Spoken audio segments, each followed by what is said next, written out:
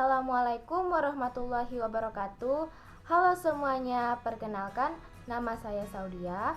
Saya dari Prodi Pendidikan Guru Sekolah Dasar Universitas Pahlawan Tuanku Tembusai.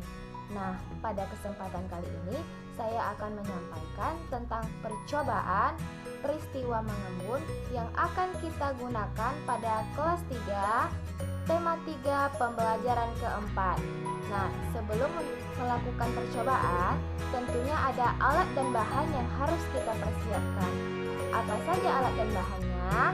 Nah, saya akan menggunakan alat dan bahan yang paling sederhana, mudah dicari, dan kita semua pasti memilikinya, baik di rumah ataupun di lingkungan sekitar.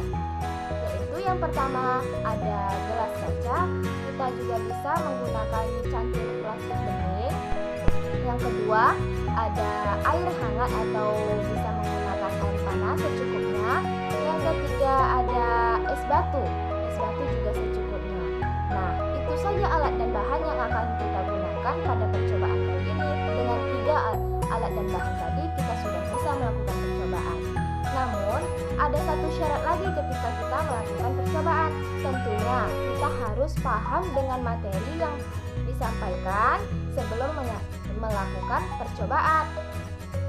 Bagaimana kalau misalkan kita melakukan percobaan namun kita tidak paham dengan materi yang disampaikan sebelumnya? Untuk itu, marilah kita simak video berikut ini. Setelah ini, apa saja materi yang harus kita pahami? Yuk! Yang pertama, ayo sama-sama kita amati air es yang ada di dalam gelas ini. Nah, apa yang terjadi pada luar gelas? Peristiwa apa yang terjadi?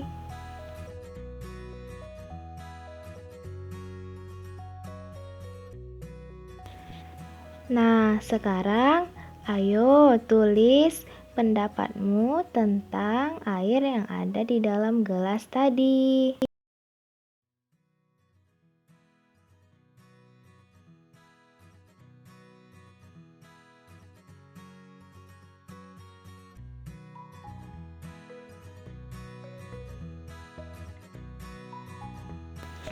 Mengembun adalah proses perubahan wujud dari gas menjadi cair. Ada 2 contoh peristiwa mengembun dalam kehidupan sehari-hari. Ketika kalian memasukkan pecahan-pecahan es batu ke dalam gelas, sisi luar gelas mula-mula kering. Lalu beberapa saat kemudian sisi luar gelas terdapat bintik-bintik air.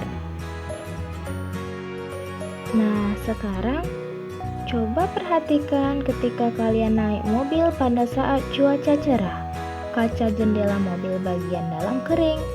Namun ketika hujan turun, kaca mobil bagian dalam menjadi buram. Apabila kalian menempelkan telapak tangan pada kaca, telapak tangan menjadi basah. Bagaimana kedua peristiwa itu dapat terjadi? Lalu, mungkinkah es yang mencair dapat menembus gelas?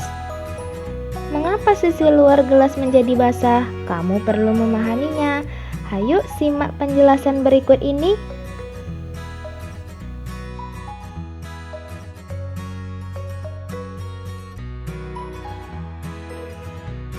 Udara di sekitarmu banyak mengandung uap air. Ketika uap air bersentuhan dengan benda-benda yang lebih dingin atau yang suhunya rendah, maka berubah jadi bintik-bintik air.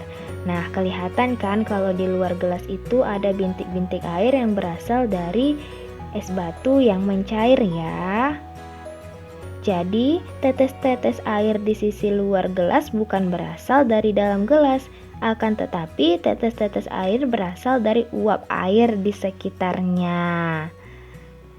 Diamati ya, yuk kita amati secara bersama-sama. Nah, di sini ada tabel tentang kosakata baru. Berdasarkan penjelasan yang telah dijelaskan tadi ataupun materi yang sudah kita pahami tadi, ada tidak kosakata baru yang didapatkan? Jika ada, dituliskan di dalam tabel ya. beserta apa sih arti dari kosakata baru yang kita temukan tadi? Nah, selanjutnya untuk memperkuat pemahaman kita akan melakukan percobaan sederhana. Ayo disimak yuk.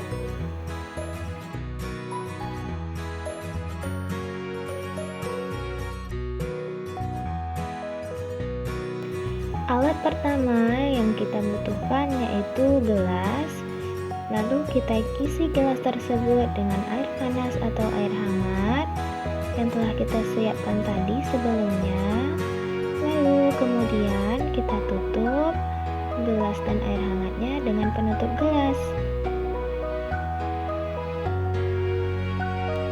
Kemudian biarkan selama 1-2 menit, lalu kita akan membuka tutup gelas tersebut.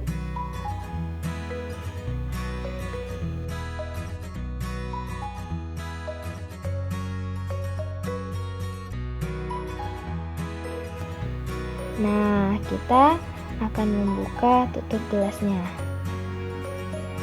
Ternyata pada tutup gelas ada bintik-bintik air atau butiran-butiran kecil ya, yang dihasilkan dari uap air panas yang dikeluarkan dari dalam gelas tadi. Sudah nampak ya semuanya? Nah, sekarang kita sudah selesai melakukan percobaan yang sederhana tadi. Waktunya kita menuliskan hasil dari percobaan yang telah kita lakukan tadi. Bisa ditulis di dalam tabel ini ya, yang terdapat di dalam bukunya.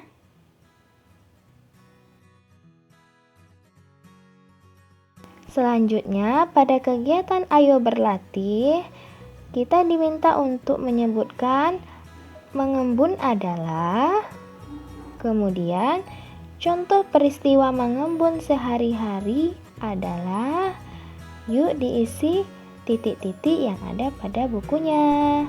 Nah, itu dia yang dapat kita pelajari pada hari